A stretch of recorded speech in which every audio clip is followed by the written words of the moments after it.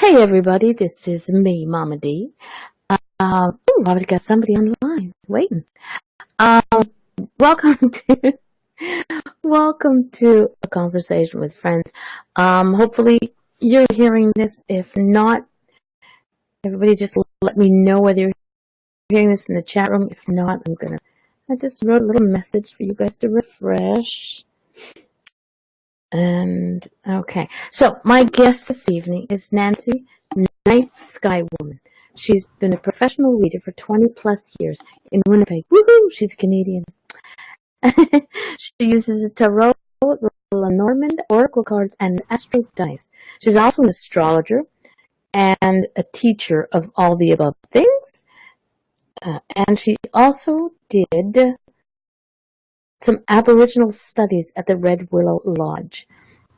Okay, so thank you, Nancy, for being accepting to come on tonight and withstanding any glitches that we have with our computer systems. We're going to be fine. Wow, I'm getting things cutting in and out here a lot, but it is my equipment, not yours, I think. But we'll we'll make it happen. Yes, we will. So tell everybody who don't know you a little bit about yourself. Okay.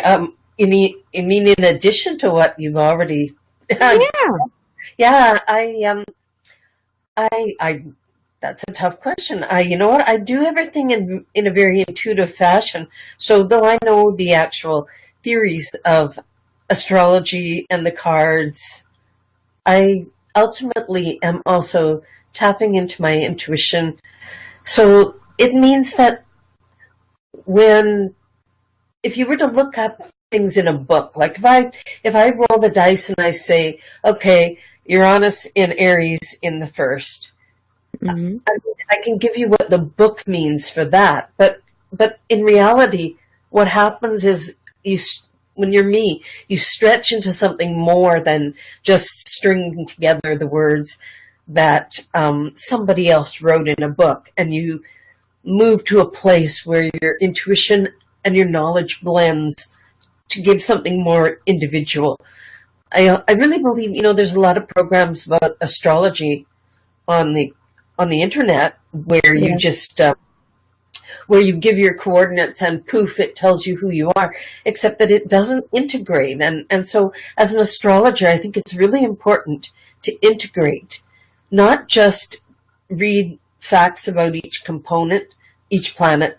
And the same with the dice. When I roll them, I have to integrate the intuitive knowing and the astrological knowing. So that's kind of the way I operate, always first from the place of intuition. Well, I think that's the way everybody sort of starts, is they find a new tool, and then they learn it. But by learning, they have the book. I mean, for me, when I first started with the cards, I had the books, and I still have the books. I don't throw them away. I still have them, but it's my learning tool. It gives me a springboard, a foundation. If I have no idea what it is, then I can access the books. But then your intuition does play into how you do readings. Because right. If it doesn't, then anybody can just do the book. Right.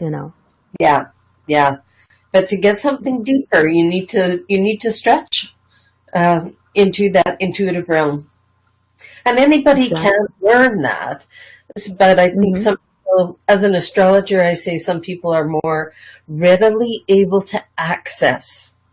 There's certain astrological predictors, so to speak, for someone who's more likely to be able to tap into their intuition, depending, like on where your Neptune is in your chart.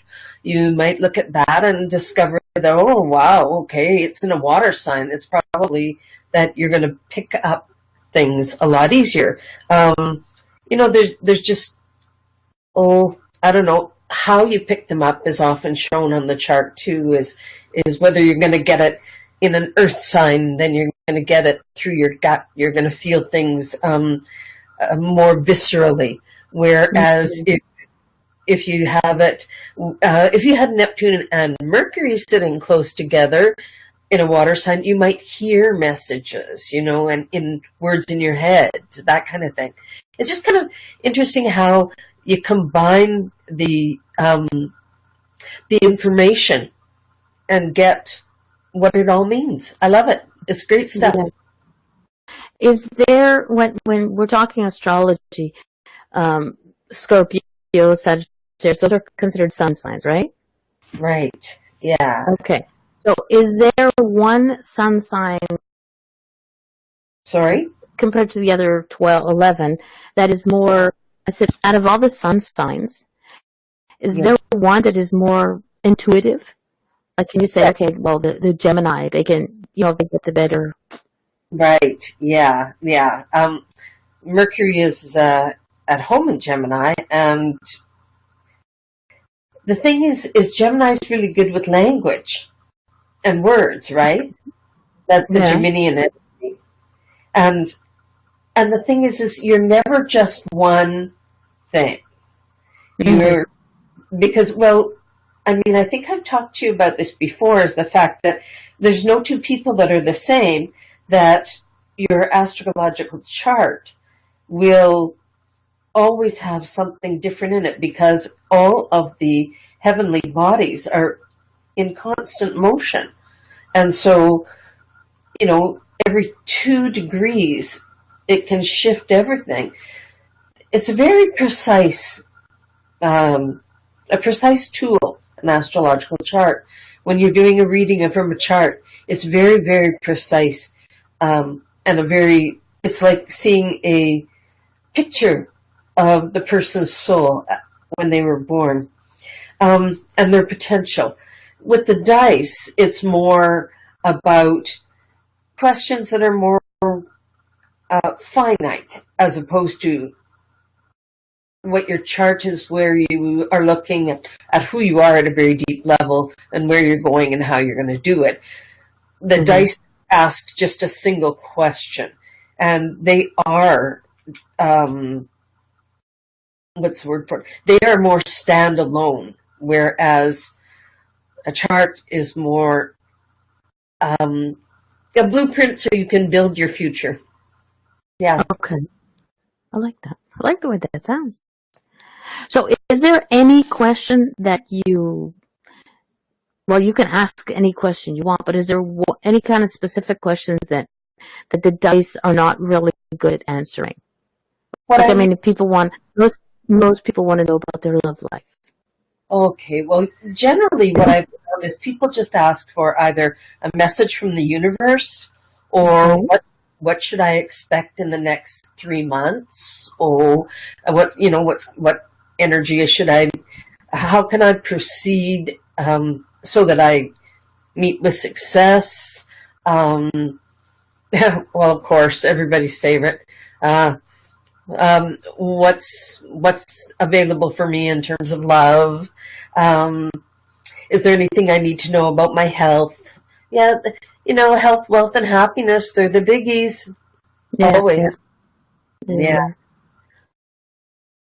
Out of all the tools that you use the Lenormand cards, the tarot, the oracle, and now the dice. Is there one that is your favorite? I mean, the dice is something new for you, right? So is there one that's like your most favorite to go to, or you're like, if somebody says, which one is yours, then you go to that one? Oh, man. You know what? I got the dice, like 10, 12, more, 15 years ago. Oh my gosh, time flies. But I think my most favorite will always end up being a card deck, just because I'm highly visual. And because, like, when I do a chart for someone, it's extremely overwhelming because there's so much information there. So, but the pictures and the visuals on cards, that tends to get me. It feels good. It feels like I can just dive into the scene, and I like that. Whereas diving into someone's chart can be quite overwhelming because of how much information is there. So I tend to surface out of that going, oh my God, oh my God, oh my God. And a lot of times, it's what the question is what makes me decide what to look at and use. So if someone asks me a health question, I'm going to get one of my decks that has to do with more of a physical flavor, like Medicine Woman deck. I like that one because it's very physically oriented and almost holistic. And if I get a question about future, like way into the future, I'll usually use Voyager, the deck. If someone wants a very pragmatic answer, I might use the Lenormand deck because it's a very blunt, in-your-face kind of read. And it is not a tarot deck. The Lenormand is I had that years and years ago. It was one of the first ones I bought. And it was weird because no one was using it. And then all of a sudden, these things have just burst onto the scene everywhere, all over the place. So I'm fascinated. Now I'm getting a lot of different ones that are, I like again, it's the artwork. It always fascinates me. But yeah, so I tend to use whichever deck calls to me too. When I go to read at the restaurant, I will take whichever deck wants to go with me out the door. Oh, I know that feeling. Yeah, like I just let them decide, Yeah, I know that feeling when I'll be going to spend a few days with my daughter, and I know that there are a few people that have wanted readings down there. So I'm like, you guys are going to have to decide. And I'm talking to my cards. I go, you guys are going to have to decide who's coming with me. I'm not taking more than 3 of you. Because I have over 20. I have this thing for decks. Yeah. Oh, there's so many good ones, aren't there? There are, and you want so many more. And it's not that I'm going to use every single one. I usually use each one of them at least once, maybe twice. Yeah. After I connect with them. But it's just that the work that's put into some of them, the artwork, like you say, the artwork is so amazing. Whether it's digital artwork or whether it's a copy from a painting. I've got a deck from Patrick Gamble. He physically painted all of his deck. Yeah. And then he had them made down into a deck, but every picture that's on his deck is an actual painting that he's done. Right. Yeah. Yeah. So people put, and creators of decks put a lot of themselves into their deck. Some people may just like, okay, well, I'll do this, but 99% of deck creators, in my way of thinking, it's like their child. If they make something, it's because it's part of what they put themselves into it. Yeah. Yeah. The mindset of the creator, not the big creator, but each individual creator, each artist, that definitely influences how they interpret and how they then draw or paint. And that, there's been times when I've looked at a deck and I've said, you know what, they're not in the same headspace as me. And I just said, I don't need that deck. I don't want that deck. There was one that was quite violent, and I looked at it.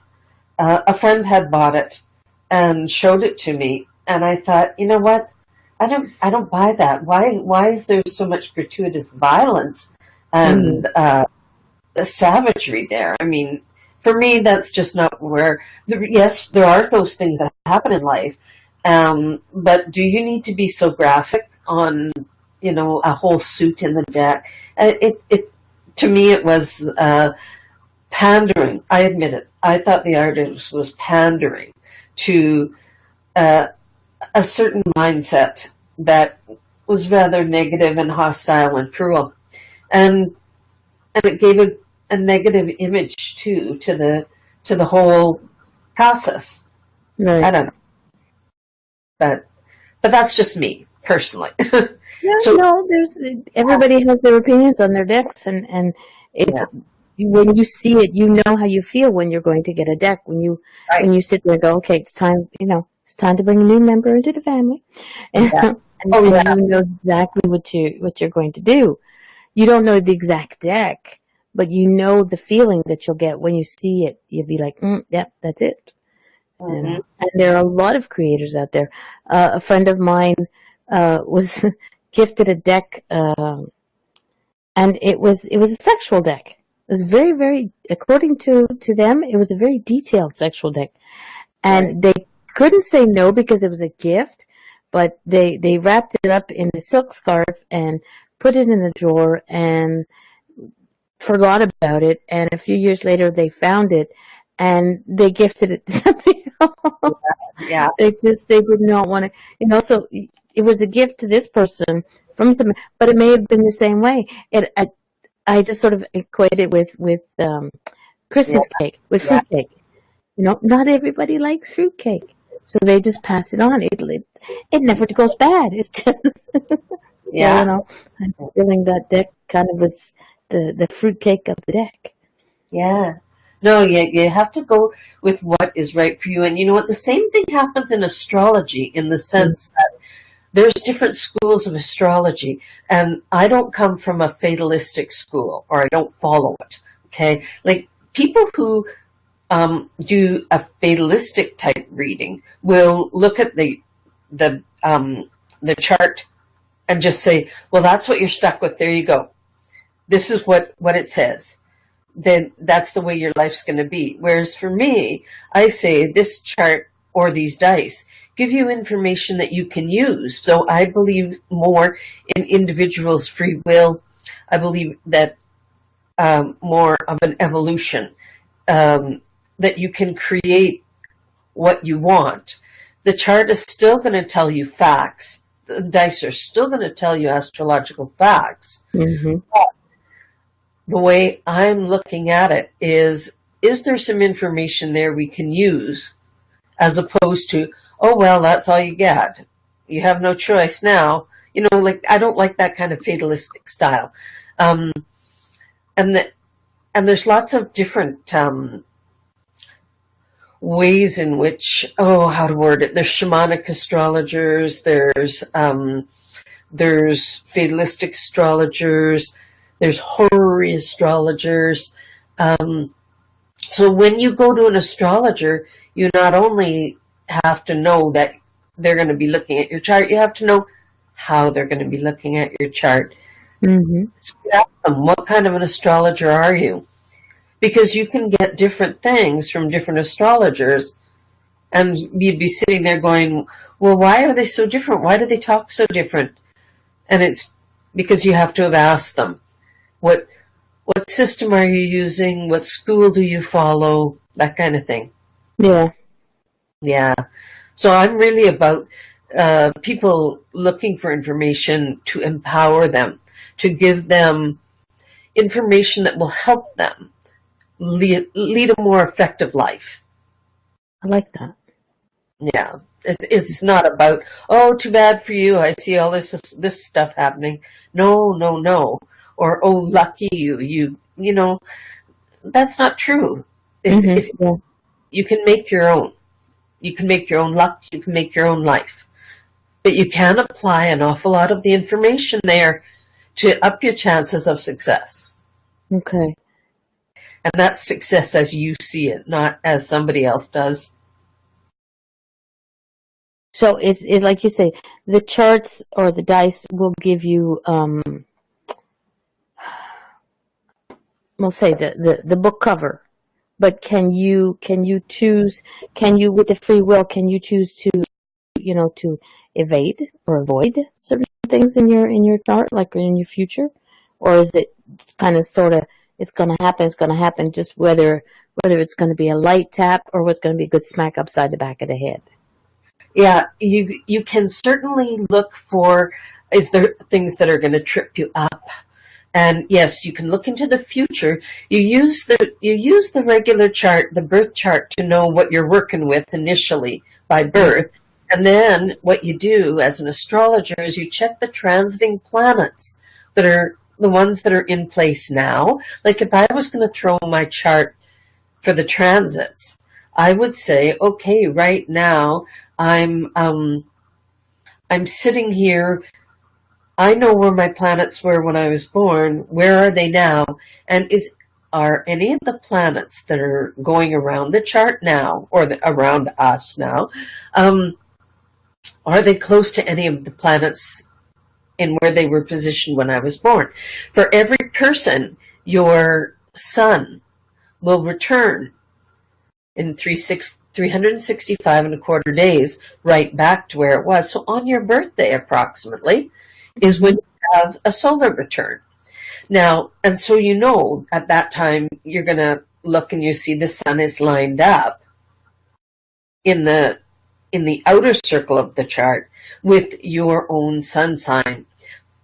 What you do then is you look at all the other planets that are circling around and ask yourself, well, do they in any way connect with the ones in my birth chart on my birthday? Because that's my most significant day to do a chart. It's called a solar return. Okay. So then you'll be able to see the flavor for the year ahead, what you can expect. And there are good years to say, you know what, oh, look, there's all this good energy in this area of your life. You should maybe focus there. You'll see a lot. You won't have to work as hard to see results. Whereas over here, you might really want that, and you can get it, but you're going to have to work twice as hard. If you wait until next year, the planet that's going through, that sign, well, next year it's going to be in its home sign, so everything's going to feel a lot different then. So you can kind of, you can get a sense for when it will be an uphill battle or when it'll be, easier. Okay. And so you can take advantage of that then. I like that. Now, to do a birth chart, I know you need the time, because eventually I'm going to get my time of birth and I'm going to give it to you. But I know that when you do a birth chart, it's not something that's like, give me a day and I'll get it done. It takes you a long time to do a chart, right? Oh yeah, yes, that's the thing. For me, I need at least 3 weeks to do a chart for someone. Yeah. Because it's so complicated, and to look at all the information. And also the reason it takes me a lot longer too is because I write everything out for the person. And so doing a written report is pretty extensive work. But I mean, I could sit there and just read it in front of the person, but they would not be able to absorb that much information. You'd hear me talking for 1 hour and suddenly your brain would turn off. You couldn't pause. It's true. You can only throw so much information. And then people kind of shut down. They're overwhelmed.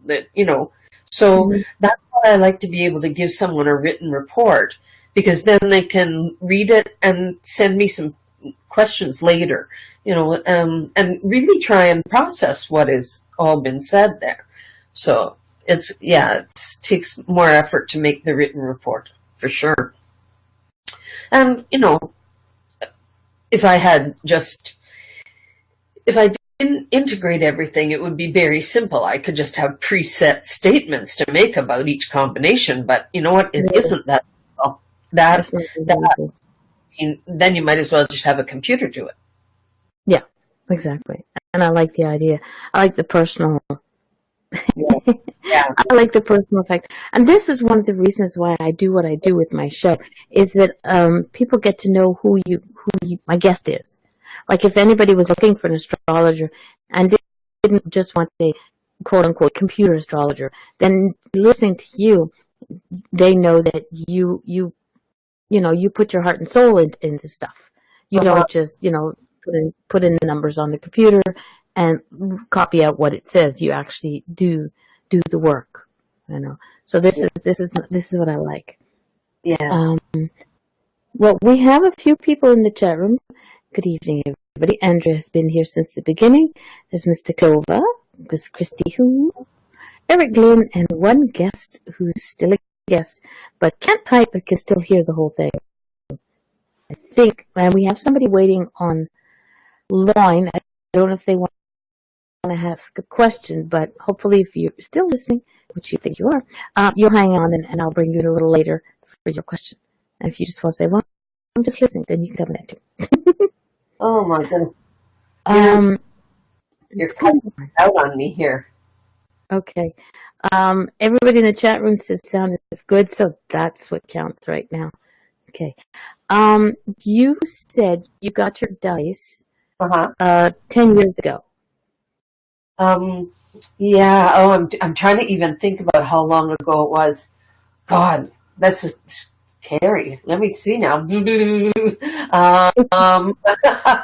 Yeah, you know what? Asking me math on the 1994-ish. Oh, that's scary. How long ago was that? 1994-ish. Yeah. Okay. But this is the first time, we've been friends for a few years. It's the first time I've heard you talk about your dice. Did you not use them for a while?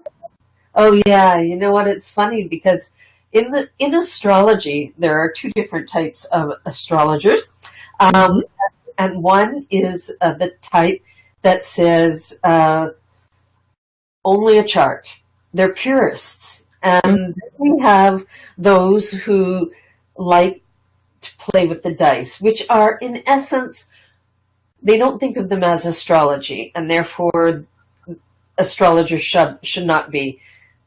So they're almost like, I can't even find the right word for it, but true astrologers, those who consider themselves true astrologers, would look down on people that use dice. Because for them, they don't think of it as,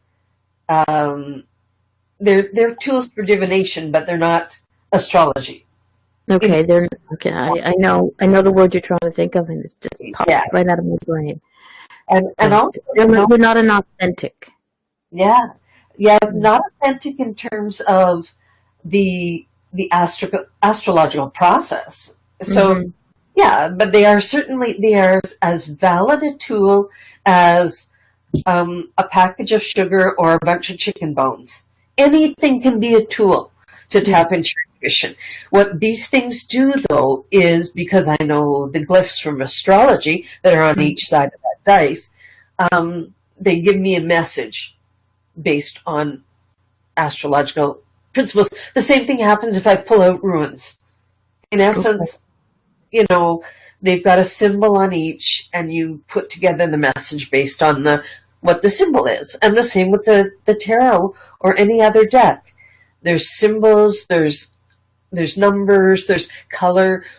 You integrate all of what is there for a message for the individual. But a true astrologer is, and I'm a true astrologer, it's just that I also do the dice. But you know what? I take them places, and a lot of times people don't like dice, and I don't know what that's about.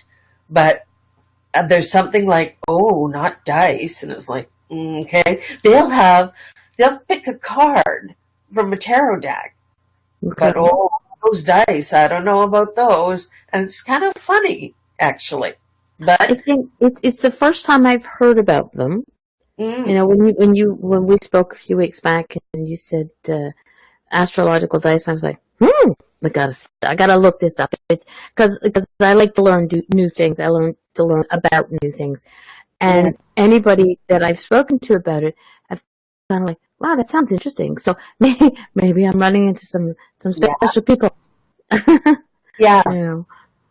But it's like everything else. I think people have to be open-minded about it. But like you said, what's the negative connotation with dice?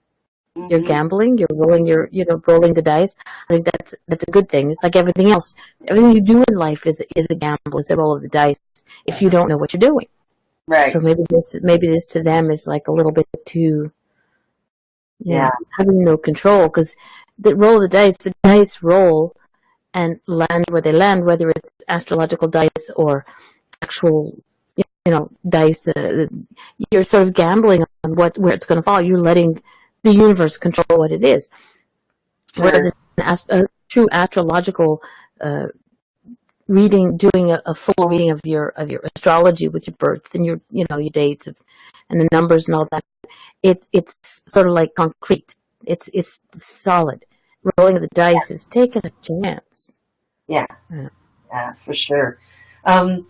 And yeah, I guess, I don't generally talk about them, and I used to carry them to events, and people wouldn't opt to have them. So, but of late, they seem to have been of interest to people, so I'm going to go with it. Yeah, exactly. I'm glad, because then, like I said, I've asked you a couple of times to roll the dice for me, and for both questions, I can remember the second one because I shared the what you wrote with a friend of mine, so I know that one's like sort of foremost in my brain. But I'll get you to do it again later, because I'm not sure what I'm going to ask about, but just in general. But I think it's interesting. It's like when everybody draws himself a card for the day, or you still take the chance that whatever's going to come up. But for me, it's fun when somebody else does it, because if I draw my own cards, you read into it what you want to read into it, even though you're supposed to sit on the fence and read for yourself like you would read for anybody else. Yes. There's still that, like I said, you're still kind of biased, because I want to know if I'm going to win the lottery. But whatever card I pull out is going to tell me kind of like what I'm thinking of at the moment, Mm-hmm. And basically it's telling you, if you don't play, you don't win, sort of thing, But, so that's interesting. Now, there are 3 dice, right? Yes. 3 die. Okay. And how are they, like you said, I think you said they were 12-sided dice? Yes.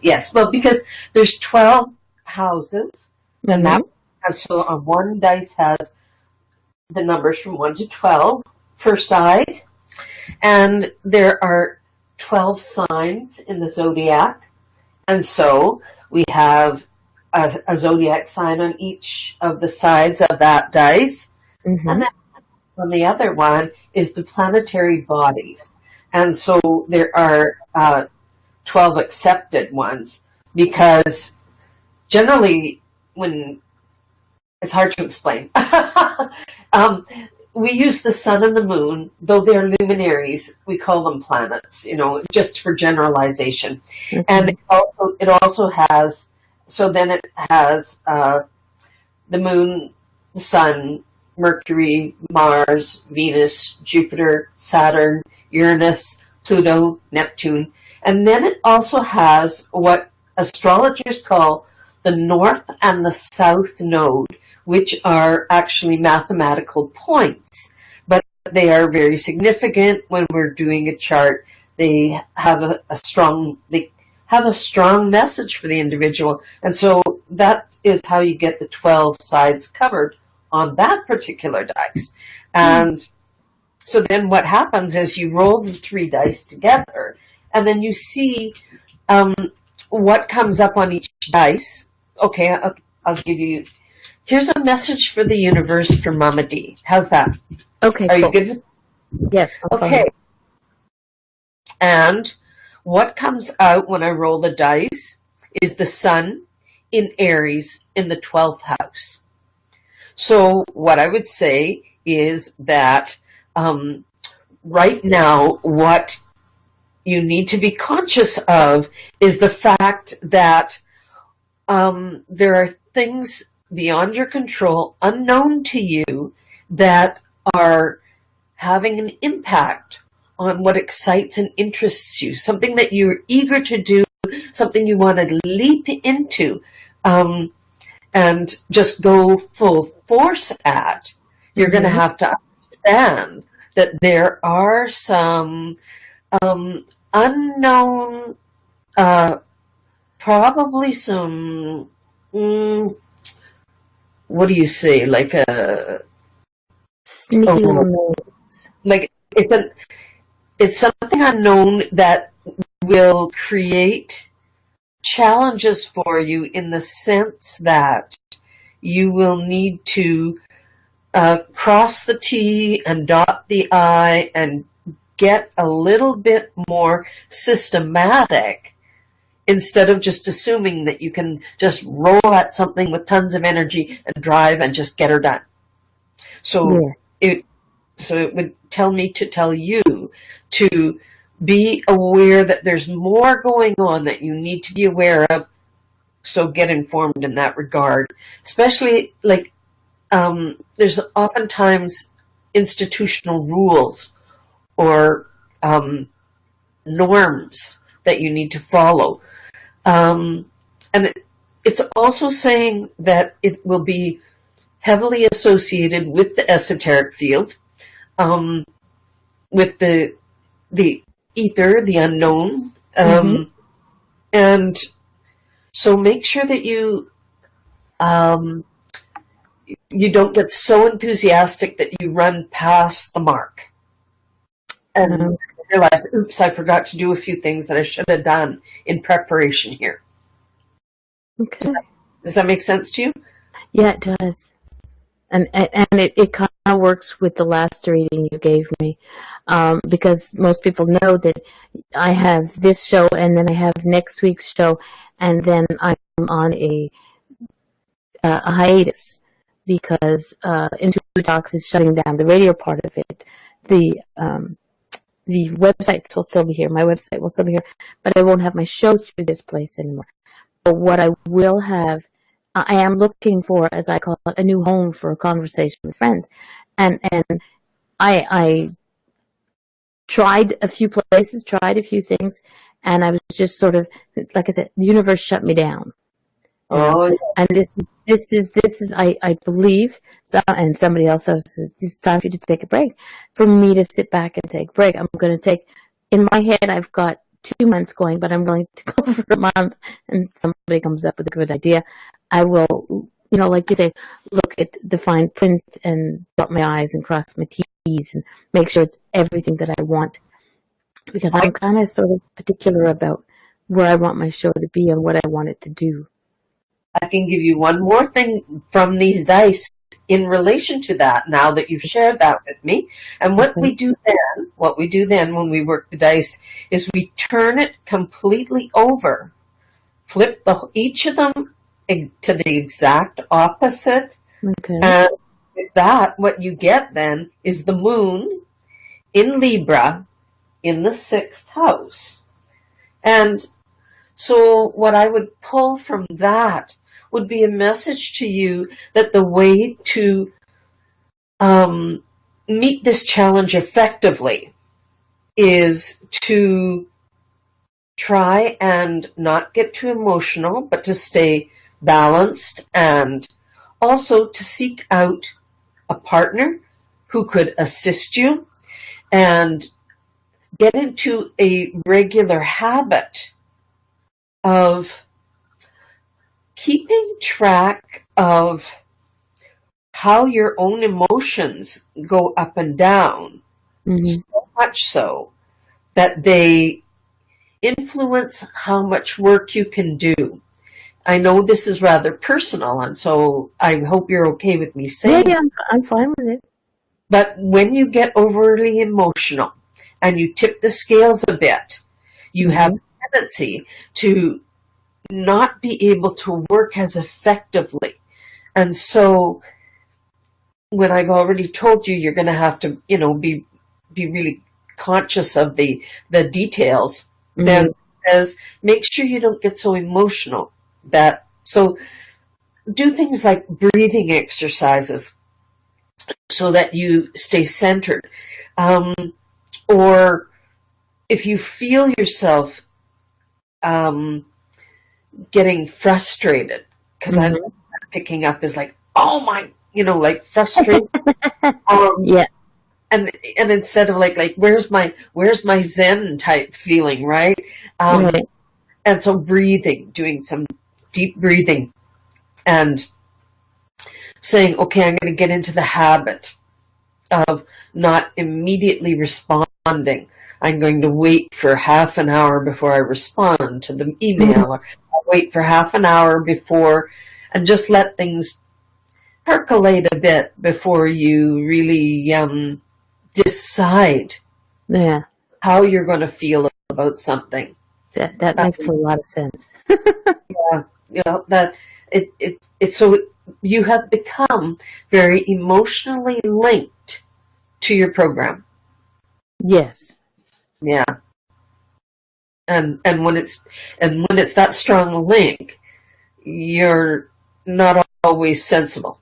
Well, that's what they say anyway. It's true. It's true. The show is my baby, no matter what name it goes by. But right now, Angel Meadows and a conversation with a friend is my baby, and I want things to go a specific way. And yes, patience is not is not one of my virtues. Yeah. I want things, like I said, I wanted, when I found out that this part of the site was closing down, I was heartbroken because I just figured out my issues. Yeah. You know? And I was heartbroken, but I also knew that the woman who created this, she worked her buns off to create what she did and to give everybody a safe place to go. But she also has a life to do, so I get it. And I'm happy for her, and I'm so happy I have my website here. But I know that me being off the air, it doesn't last long. I did it I think a year or so ago, or 2 years ago. I took a 2-month break because I needed to make some decisions in my own mind. And when I came back to IntuiTalks, and I was very happy with my choices. But sometimes it's my baby. It's like one of my children. I know it's not a physical. Some people go, oh, it can't be, but it is. This is my thing. So many people go, oh, you have a nice voice for radio, and be like, what, my face not good enough for TV?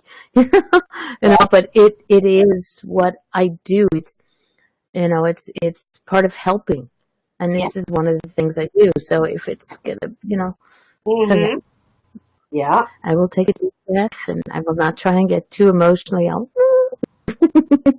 I might, you never know, I might call you up and go, I need to breathe. Facebook message you, I need to breathe. So, so that's it. Oh, well, thank you for that one. That was cool. But it just goes to show that you don't remember the past reading you gave me. Because like everything else, if we kept all the information that we gave out into our brains, it would be like, we can't defrag our brains like we do our computers.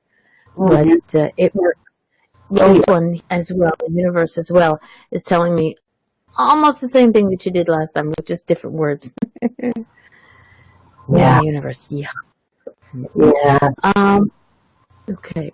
We have somebody who is hanging on, listening by their phone. So I'm going to open their line and see if they have a question, if they want you to roll the dice for them. Would that be okay with you? You bet. Yeah. Okay. Be prepared, whoever's listening in on their phone. I'm going to unmute you. Hello, and who am I talking to? Hello, my name's Andrea. Hi, Andrea. Hi, you've been here since the beginning. Hi. Yeah, your phone's been breaking up just now. So I'm sorry, I didn't hear what you said. You've been here since the beginning of the show. Oh, yes. Very. I like all you were saying. Thank you. Did you have a question? Did you want Nancy to roll the dice for you? Well, I actually kind of do have a question. Then go ahead. Well, back in December, and I guess November, December, I tried out for a TV show here in America, and America's Got Talent. So the call should be coming back next, week and a half to advance to the next round. So I just thought I would see what kind of energy you pick up. Okay, so you're wondering how things are going to turn out next week when you get information. Well, I'm wondering if and when the call will come, in the next, I guess week and a half, because, to advance to the next round. Okay, so let's look at what it says. Okay. This is a really good indicator in terms of You have Mercury in Gemini in the first, which is very much about communication. It's a double message of communication. Now let me get a feel for this. Okay. First house. Okay, so you know what? What you hope to hear is likely to come at the end of March to mid-April. That's actually the window in which the important communication. You may get something prior to that, but it's not necessarily what you want to hear. It's just more, what's the word for it? Kind of not relevant, just filler communication.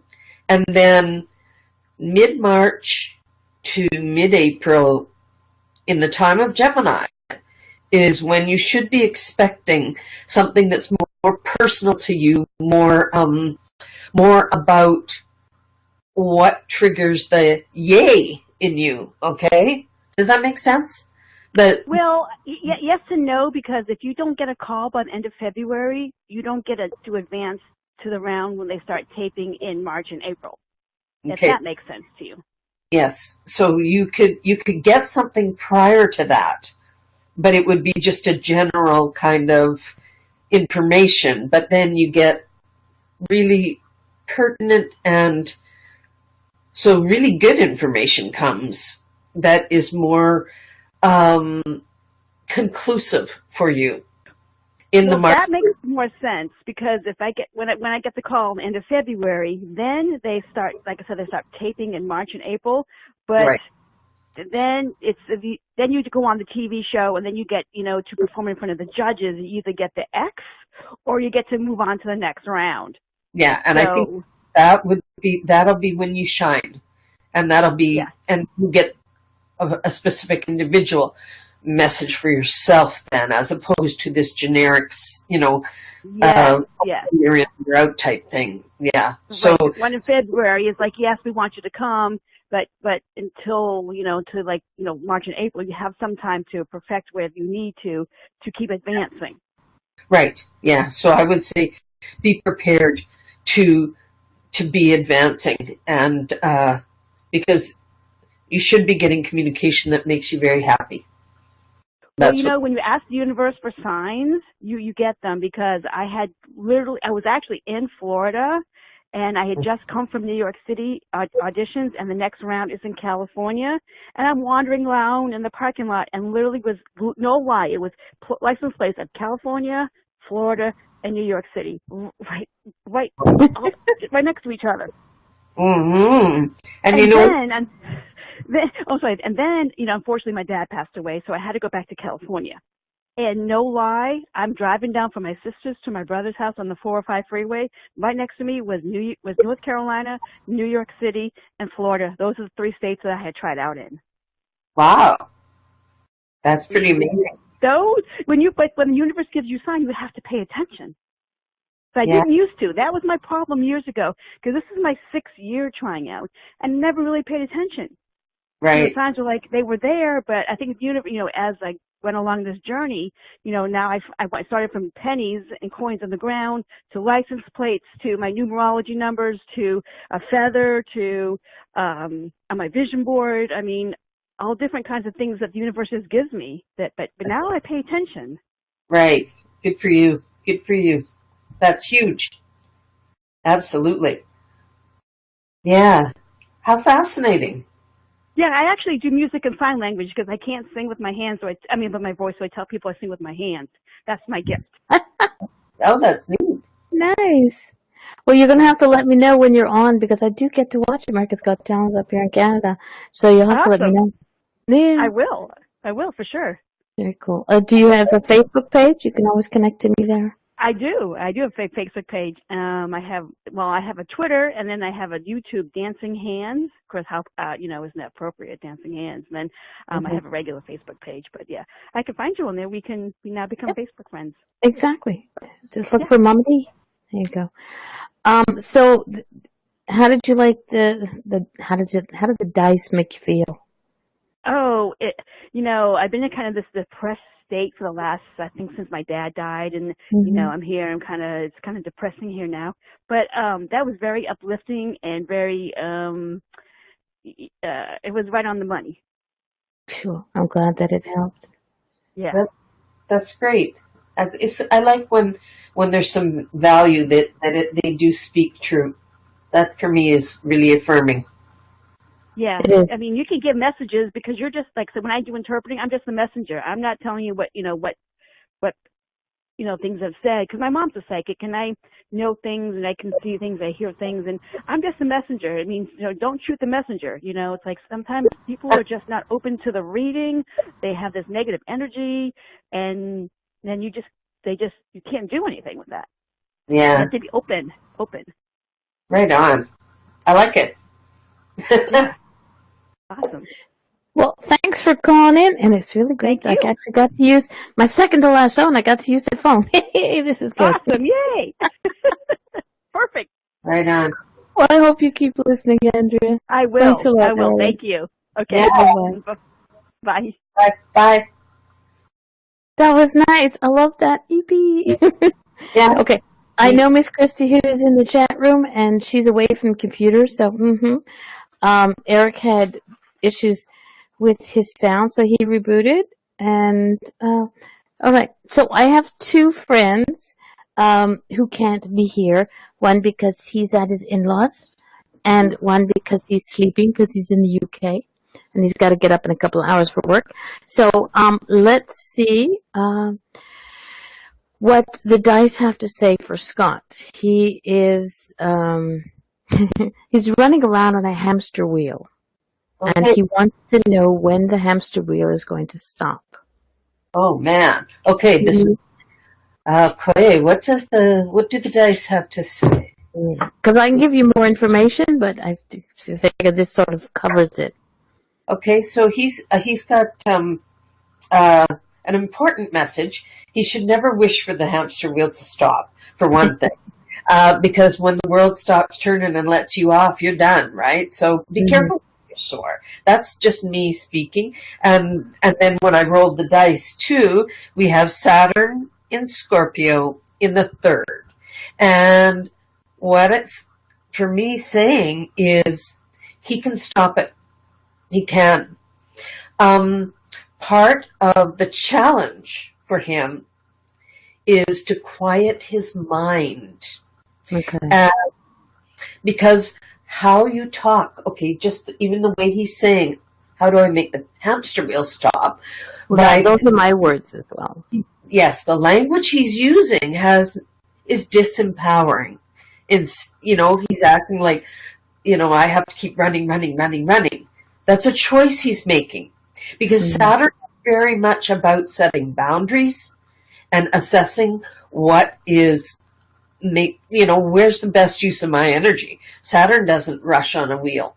And the 3rd house is very much about how we're communicating. And what I find interesting is that Scorpio is right there. And I feel in some ways he's pushing. I've got to make my mark. I've got to. So it's almost like with a desperate need. So he's driving the wheel.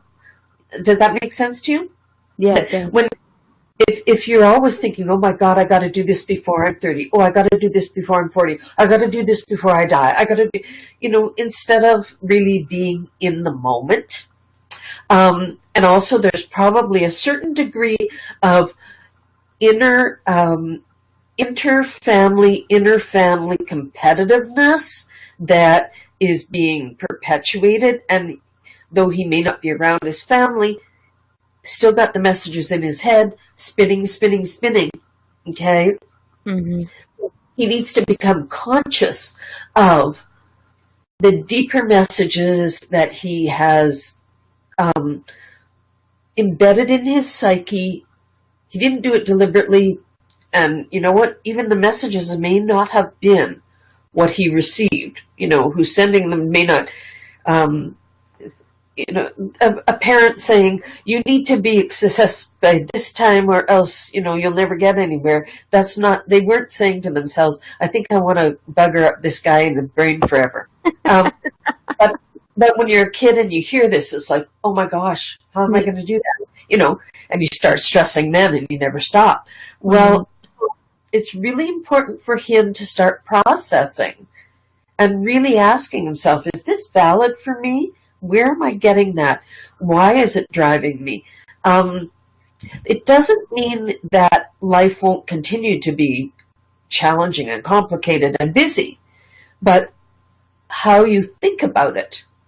Do you think about it as, yay, I get another day to go make a difference? Or do I think, oh my God, didn't make a difference today. Tomorrow I probably won't make any difference either because I can't seem to go fast enough. Well, yeah. So you know what's going to happen. You're going to end up you're going to be tired before you even start your day. Yeah. So, he probably should be encouraged to consider working more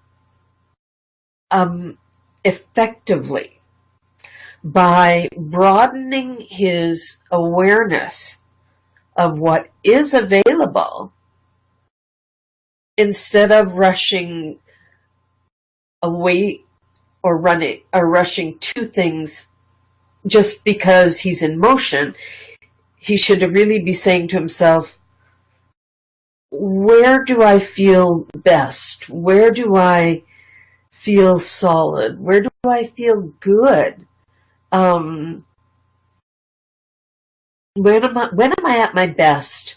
And in doing that personal assessment, he will feel calmer so that he's not doing, okay, as an example, for me personally, years ago I was doing energy work. And I even went so far as to offer to do these volunteer situations where you did energy work on people. And I would come away from those feeling horrible, absolutely awful. And one day I had to say to myself, you know what? This is probably not where I should be. I can do it. I'm really good at it, but it's taking too much out of me. I need to be doing something that, like Astro-dice over a computer, that'll do it. But so because I was picking up too much, and I don't have great boundaries. And the choice would be, get those boundaries in place more firmly, or maybe do something different. And since I had plenty of other irons in the fire, it was not really a problem to just step away and say, you know what, I can't do hands-on energy healing, and just step away from it.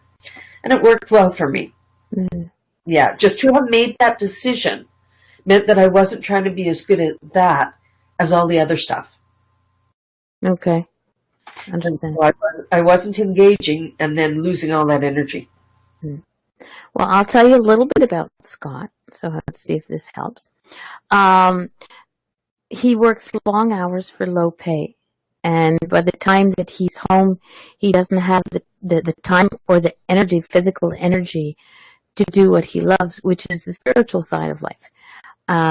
He is a very good, and he's going to shoot me for saying this, but he's a very good medium. He likes he's been on my show a couple of times, and he will give readings to the guests at the end of the show when I've stopped recording, which kind of irritates me because he's really good at what he does. Plus, he's got this sexy Scottish accent. So what he'd like to do is to be able to work a little less so that he's and not be so physically tired at the end of the day, so that he does have time to do what he loves, his spiritual side. Right. And when so, when he's not working, when he doesn't have, we'll say, a regular day job, and he's got the time and the energy for the spiritual work, there's no clients to come, so there's no money to pay bills, and that's his hamster wheel. Yeah. So what he needs to do potentially is to, according to the dice, right? Mm-hmm. Say to himself, okay, is there a way that I can find work that pays me enough to sustain me so that I'm not burned out? Yeah. Anyone who tries to be creative after a busy day often finds that the muse is silent. Yeah.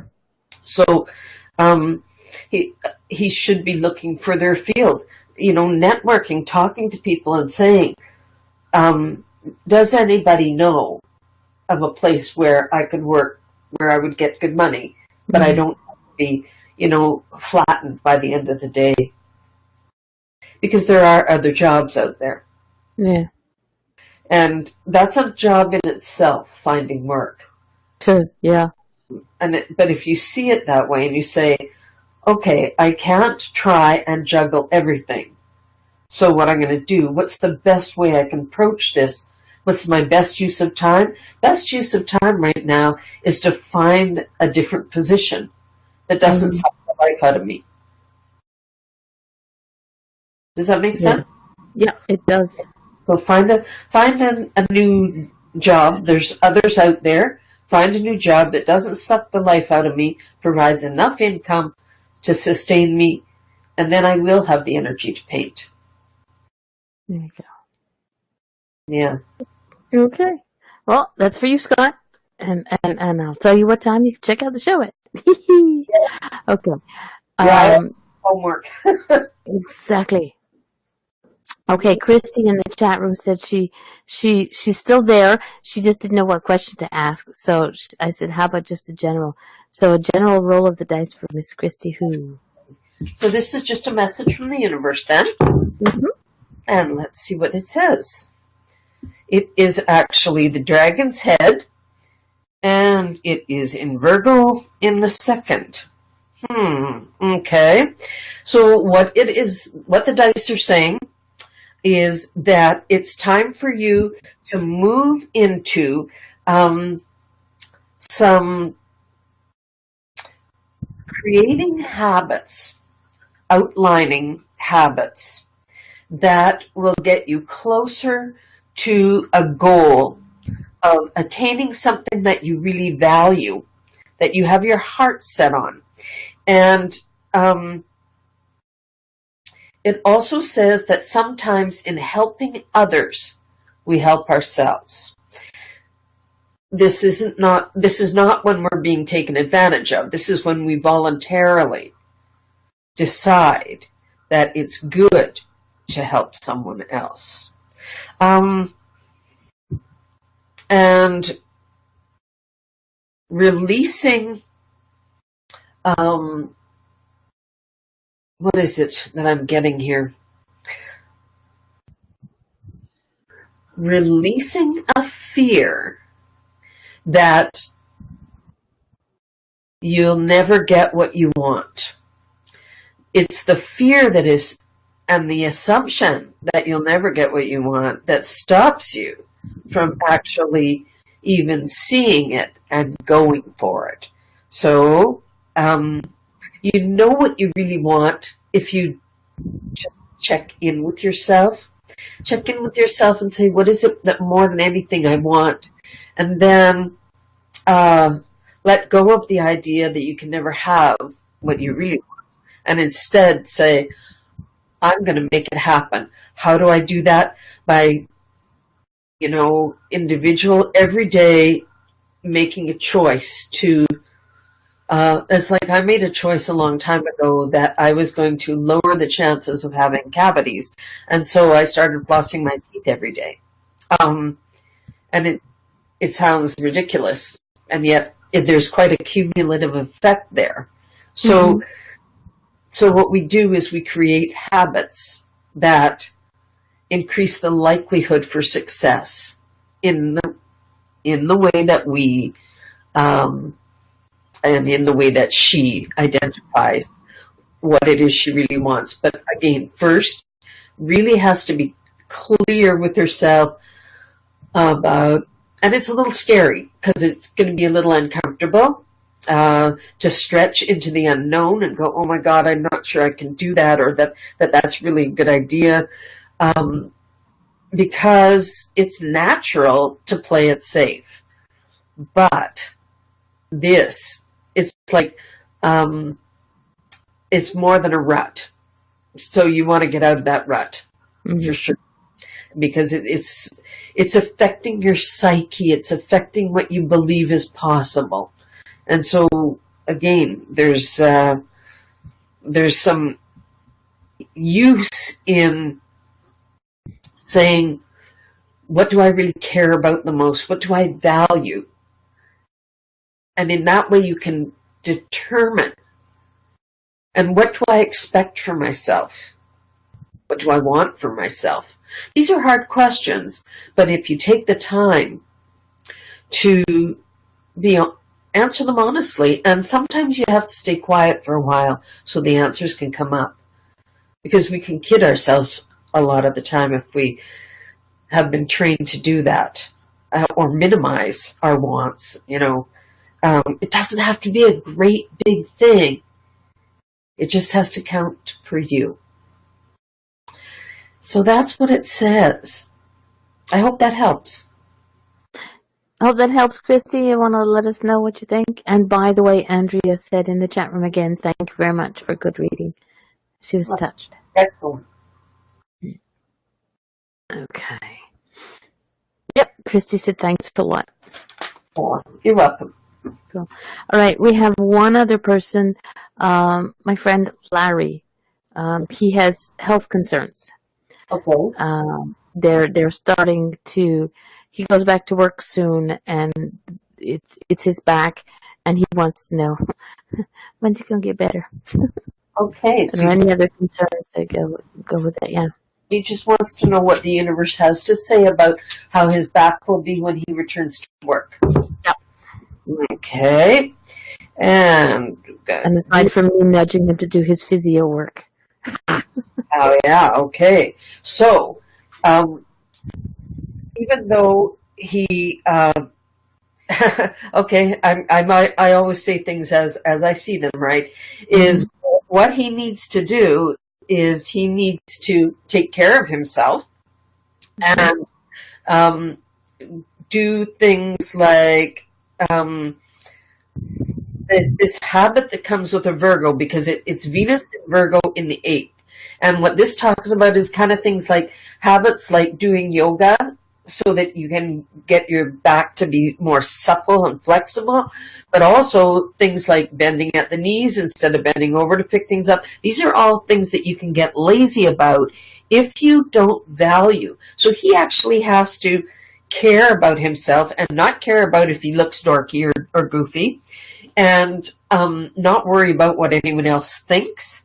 And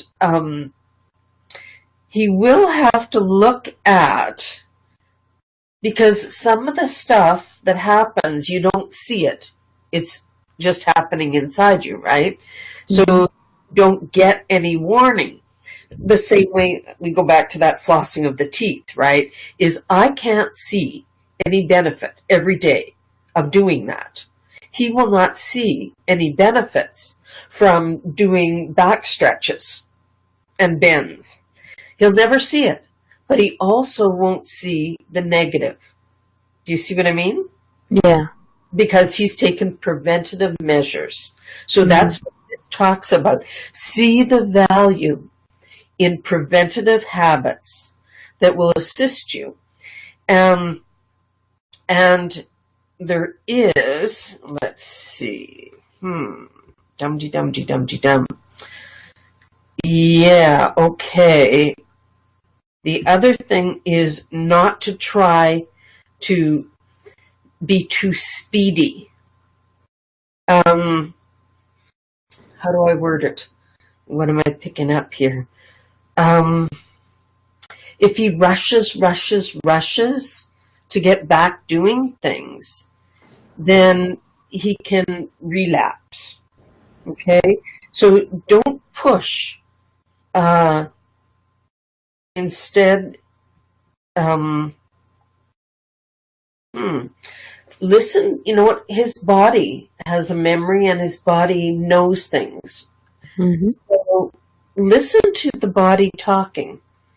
We actually have cellular memory, right? So our bodies can actually sense. And he should be doing that. He should be saying, maybe I should,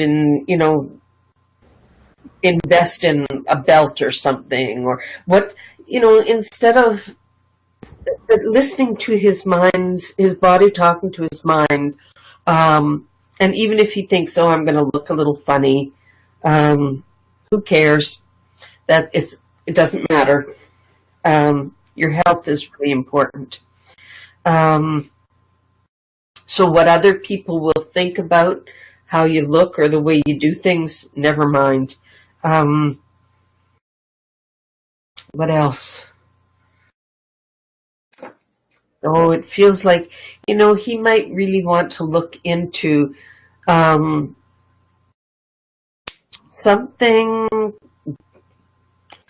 looking for something that suits him better so that he's not putting himself in a position to be hurt.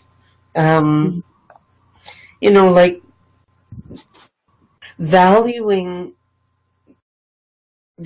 himself, and getting a little bit real about, I can't necessarily do what I used to do.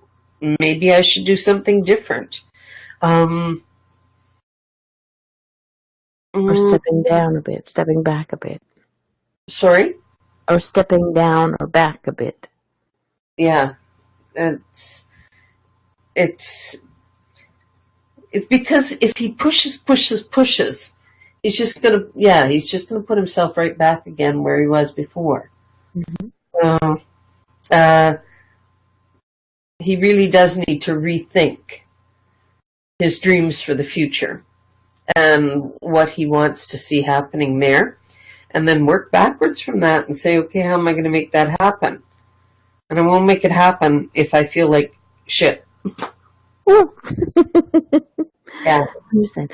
Larry, I do hope you're listening to this very carefully. Yeah. The universe, I agree with the universe 100%. There you go. Yeah. There we go. Well, I enjoyed that.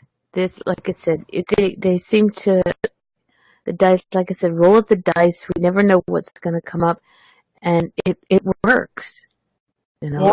It sort of puts us in a place that, it's like, hey, the universe, when you ask for general reading, like for me, you kind of know me, like we're not best buds, we don't speak every day, but you kind of know me, but you didn't take the dice and point them to where they have to be. It's the dice, it's the universe that sort of says, okay, here you go. And I know, Christy, in the chat room, we don't get to talk a whole lot with the chat room because it's people listen to the show and they're busy doing things. So, but I'm pretty sure that everything will, if it doesn't ring true at the moment, once you get to stop and sit down and take a moment to breathe, that it'll click in, just like it did with Andrea. She asked something and she kind of sort of knew what her time frame was, and it worked in well with what the dice told her. Mm-hmm. So so people, if you're open to letting the dice roll, then let the dice roll, because the universe every day, even though I know that our astrological charts will give us a much more concrete way of the things to come, I still think that every day is a roll of the dice, and it just depends on how you look at the dice. It just depends on how you look at things, and if you get up, if you wake up every morning, you roll your dice and you see two ones, you see snake eyes, it's like, oh my God, that's a bad thing. Whereas I would see them going, double ones, angel numbers, hello. It depends on how you look at things, you know. Right. So that's what life is like, and this was, thank you for this. Yeah. They. It's the same as pulling cards every morning, you know, or rolling the dice every morning. It's just a check-in to see what to expect, so that you can move through the day gracefully, and have a heads up about any challenges. Mm-hmm. Ultimately, you have the free will. So, you know, if the dice says today you should take it easy because if you work hard, you won't get anything out of it anyway because nothing's happening out there. Well, I can still decide, well, I want to go out and push. It's just that I won't give birth to anything, you know? Yeah, so exactly. you still have free will. You have a choice whether or not you want to take the advice or not. Exactly. Now, here's a question. I do sometimes, I'll do a card of the day, or Larry is also a friend who works with me on my site, Angel Meadows and the Butterfly Network on Facebook. We'll do a card of the day or a card of the week or whatever the case may be. And the card that's drawn is like a generic. It's a universal card for whomever. You know, if you check in and it rings true with you, then it's, you know, sometimes people come in with a question and they're looking for, and they pop in and they go, oh, let's see what the card of the day is. And can you do that as well with the dice? Can you, example, get up in the morning, roll the dice, and those three dice give a short reading that could be a generic reading for anybody who pops on to seeing it? Oh, yeah, for sure. Yes. The same way, if I were to check my chart every day, I could see new aspects and transits. Well, the same is the true with the dice. Is I could wake up in the morning and say, okay, what should I expect today? And I can either read them very, like wide open with general, you know, what does the universe want me to know? Or if I'm going to be doing a radio show tonight, and I say, how's that radio show going to go? Then, you know, because that might be the thing that's consuming my thoughts all day, right? Okay. But yeah, so you can ask a very specific question about the day, or you can ask a very wide open question and just say, what do I need to know for the day? What should I prepare for? Or, you know, there's different general phrases, but again, if there's like a really key thing that is scheduled for the day, and just say, you know, what should I expect in that meeting? Or what should I expect in going through the show? Will everything be okay? Like I have this really wacky issue with technology. I really do. And tonight, you know, my speaker has been cutting in and out a bit, but today I rolled the dice and said, so how's that going to go? And as soon as Uranus came up, I knew, okay, it'll be okay, because Uranus has a good affinity with technology. And so it was like, phew, as soon as I see that, it's like, okay, it's going to be good. I won't have to worry. And it doesn't mean it's going to be perfect, because me and technology are never perfect. But there's this sense of, okay, you can do this dance. And I got calmer then, knowing that, okay, whatever comes up, we'll be able to figure it out. Yeah. I like that. Yeah. So yes, definitely you can look at them daily if you wish. Do I? No. No, we don't do that for ourselves. We should, though. I make a conscious effort to actually live my life in the moment, as opposed to perpetually trying to guess ahead. So, and besides, I'm already looking at you know, the transits for the year and the goals that I've set for myself for the year based on what's most likely to occur. So, I mean, there's only so many hours in a day, right? Yeah.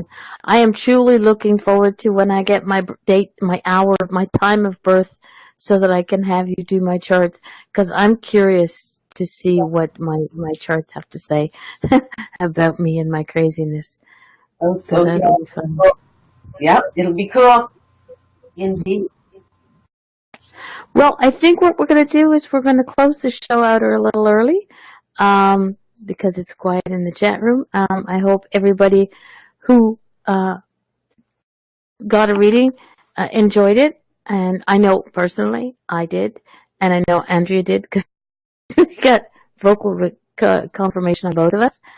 And I thank you very, very much, Nancy, for agreeing to do this on air. And it was fun. And I wasn't that bad. I didn't bite, yell, scream, or shout. Thank you so much for having me. Sorry? Thank you so much for having me. I enjoyed this. It's fun. This is what I wanted to happen, is for it to be fun and joyful. So everybody, thanks for being in the chat room. Eric, I'm guessing Teddy messed up bad with the sound. And I will see everybody next week with Celeste, who will connect us with our angels for my very last show on IntuiTalks. And 10-1, I'm going to cry like a baby. Okay. Thanks, everybody. Okay, good night. Night, night.